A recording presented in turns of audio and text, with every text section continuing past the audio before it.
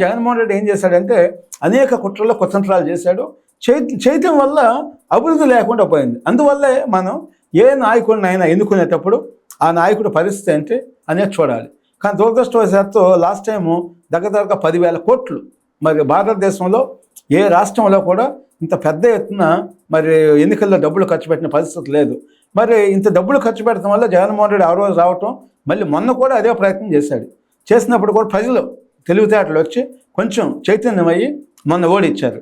అంటే రాష్ట్ర ప్రభుత్వాన్ని పూర్తిగా బైపాస్ చేసి కేంద్ర ప్రభుత్వం ముందుకెళ్ళదు. వెళ్తే ఏమైందంటే ఇక్కడ ఉన్న ప్రజలు కూడా మా మనోభావాలు దెబ్బతింటున్నాయి, మేము ముఖ్యమంత్రి 150 సీట్లు ఎన్నుకున్నాము, కేంద్ర ప్రభుత్వం మా మీద దాడి చేస్తుంది అని ఇవన్నీ వస్తాయి. అందువల్ల ఏంటంటే కొన్ని ఇష్యూస్ సెన్సిటివ్గా ఉంటాయి, అవి బ్యాలెన్స్గా చేయాల్సింది తప్పదన్నమాట.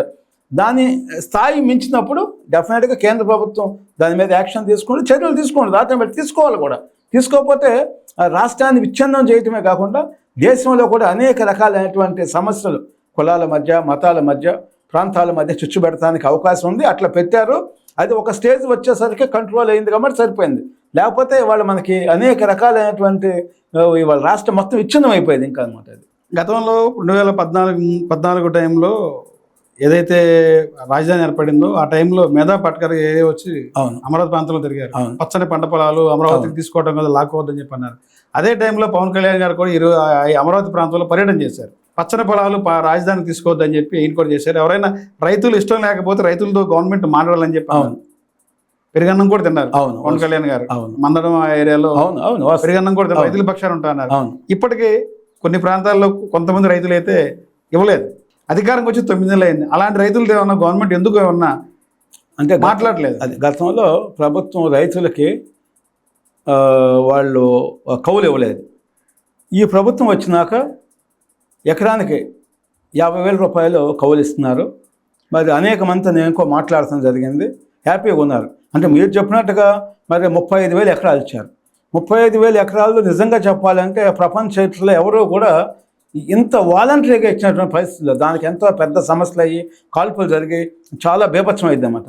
అలాంటి పరిస్థితి లేకుండా ఇది మనం ఆంధ్రప్రదేశ్కి రాజధానికి మనం ఇస్తున్నాము, మన రాష్ట్రం ఇది 5 కోట్ల మందికి సంబంధించింది అని చెప్పేసి ప్రతి ఒక్కళ్ళు కూడా చైతన్యం అయ్యారు. ఎక్కడో కొంత ఒక 1%, 2% డిఫర్ అవ్వచ్చు. డిఫర్ అయితే వాళ్ళ మంత్రులు, అధికారులు వాళ్ళతో మాట్లాడి అమ్మ ఈ ప్రాంతం డెవలప్ అవుతుంది, మరి మీరందరినీ కూడా వాళ్ళు తరతరాలు గుర్తుపెట్టుకుంటారు, వాళ్ళు ఎవరూ కూడా ఒక గజం స్థలం ఇచ్చేటువంటి పరిస్థితి లేదు అన్నదమ్ముల్లో. మరి అలాంటిది మీరు ఇంత త్యాగం చేశారు, మీరు త్యాగ పురుషులుగా ఉంటారు మీరు అని చెప్పేసి వాళ్ళందరూ కూడా రైతులకు అందరూ కూడా చెప్పడం జరిగింది. మరి ఆల్మోస్ట్ అందరూ కూడా కన్విన్స్ అయ్యారు.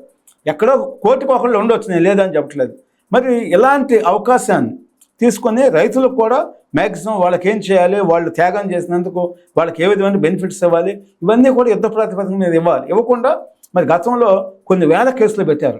దగ్గరగా 400 మంది రైతులు ఆత్మహత్య చేసుకున్నారు.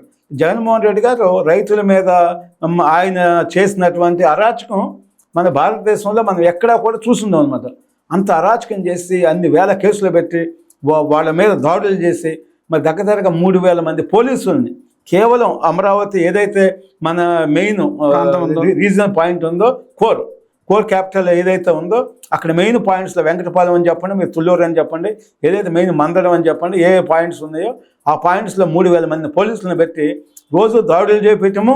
మహిళలను చూడకుండా విచక్షణంగా వాళ్ళని తన్నటము, కొట్టము, మరి అసభ్యంగా బూతులు తిట్టడం, చివరికి మరి ఎస్పీ స్థాయిలో ఉన్నటువంటి అధికారులు కూడా ఏ విధమైన అరాచకం చేశారో మనం చూసాము. వాళ్ళందరూ కూడా అనుభవిస్తున్నారు. మేము తప్పు చేసామనేటువంటి పరిస్థితుల్లో వాళ్ళే అందరికి కూడా చెప్పడం మనం చూస్తున్నాం అనమాట. ఇప్పటికైనా కూడా అధికారుల్లో కొంత మార్పు వచ్చింది, ఇంకా పూర్తిగా రాలేదు. ఎందుకంటే గతంలో అవినీతిలో పూర్తిగా వీళ్ళు కూడా కూరుకుపోయారు కాబట్టి ఇంకా కొంతమంది ఉన్నారు.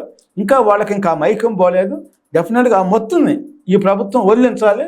వదిలించినప్పుడే అందరికీ న్యాయం జరిగేది.